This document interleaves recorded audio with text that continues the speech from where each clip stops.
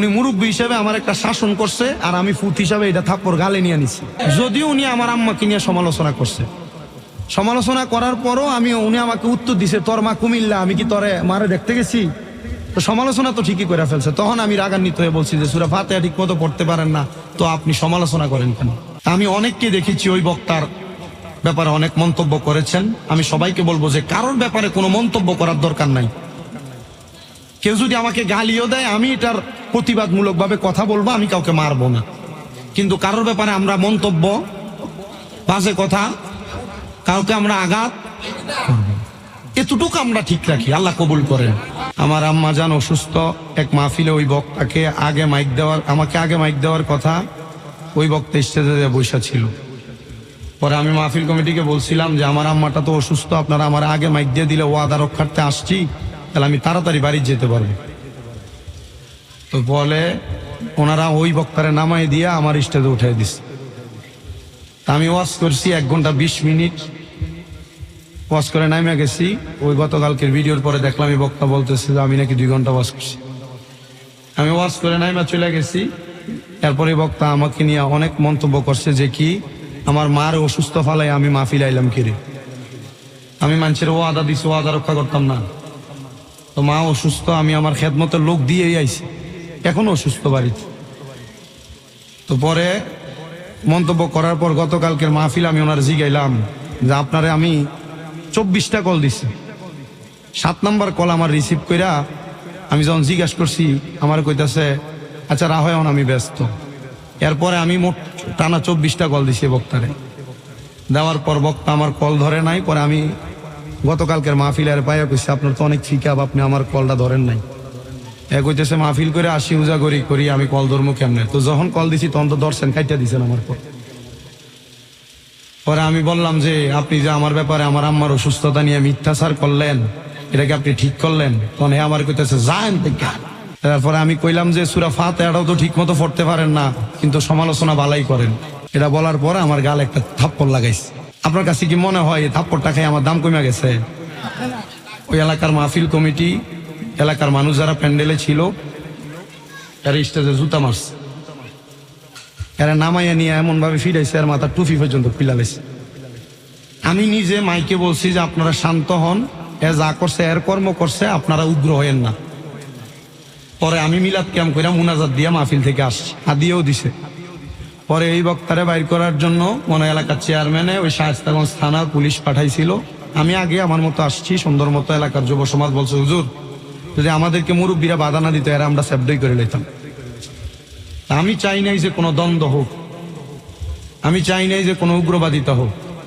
আমি শুধু এতটুকু বলছি যে আপনি যখন আমার মাকে নিয়ে কথা বলবেন, তখন আমি আপনাকে ভালো কথা বলতে পারবো না।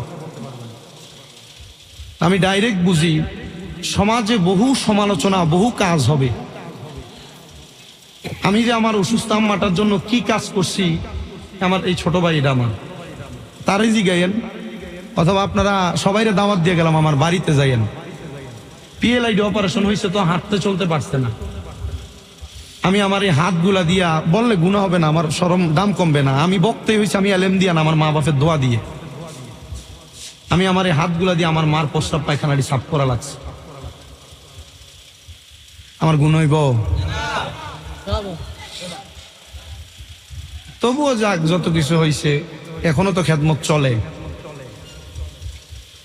আমি এই জন্য মানসিকভাবে ক্ষতিগ্রস্ত। তো আমাকে আহলে সুন্নাত ওয়াল জামাতের অনেক বড় বড় ওলামায়ে কেরামরা কল দিছে, বলছে যে বাবারে তুমি যে, আমরা তো এটা চিন্তা করছি তুমি রাগটা কন্ট্রোল করে যে বেটার উল্টে একটা দিছো না।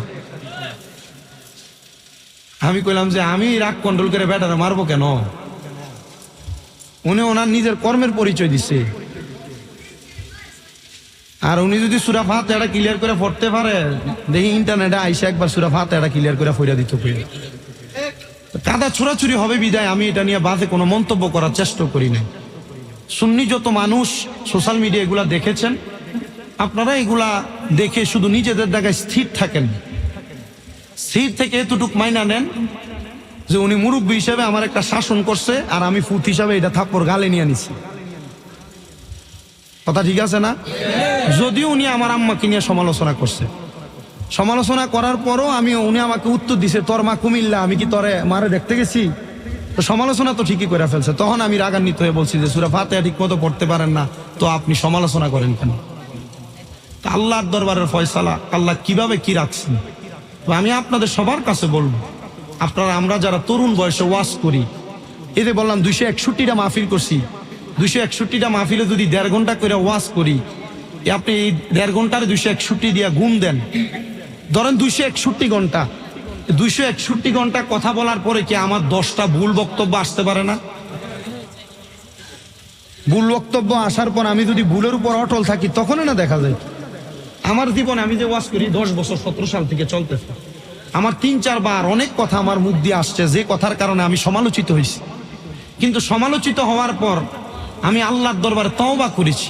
কেন জানেন? কারণ এটা আমার দাখিল ইবতেদায়ী লেভেল, দাখিল লেভেল, আলিম লেভেলের জিনারা আমার উস্তাদ ফাউন্ডেশন তৈরি করে দিয়েছে, ওনাদের শিক্ষা। আব্বারে কোনো অন্যায় করার পর কেউ যদি ছোট হয়, খাটো হয়, মাপ চায়, তার দাম কমে না। যেখানে বান্দা 1000 গুনাহ করার পরে আল্লাহর কাছে ক্ষমা চাইলে আল্লাহ মাফ করে দেয়, তো তুমি তো ওয়াজে ভুল করো, তোমার ক্ষমা তো আল্লাহই করবে। আমি তখন এটা মাইনা নেই। এজন্য আমি আপনাদের সবার কাছে এতটুকু আবদার রাখি, আপনারা আমাদের জন্য দোয়া করবেন। কোনো ভণ্ড, কোনো মূর্খ, কোনো বাতিল, এক কথায় যারা সমাজে বিভ্রান্ত তৈরি করে, এদের কথায়। আর এই যে সোশ্যাল মিডিয়াটা, এটা খুব খারাপ জিনিস। এটারে খারাফিয়তের মধ্যে পইরা আমরা যেন আমাদের বিবেকটাকে এই সোশ্যাল মিডিয়াতে বিলীন যেন না করে দিই। আল্লাহ সে তৌফিক আমাদেরকে দান করেন। আমি অনেককে দেখেছি ওই বক্তার ব্যাপারে অনেক মন্তব্য করেছেন। আমি সবাইকে বলবো যে কারোর ব্যাপারে কোনো মন্তব্য করার দরকার নাই। কেউ যদি আমাকে গালিও দেয়, আমি এটার প্রতিবাদমূলক ভাবে কথা বলবো, আমি কাউকে মারবো না। কিন্তু কারোর ব্যাপারে আমরা মন্তব্য, বাজে কথা, কাউকে আমরা আঘাত, এতটুকু আমরা ঠিক রাখি। আল্লাহ কবুল করেন। আরো জোরে বলেন আমিন। আমি কোন কথাই ছিলাম?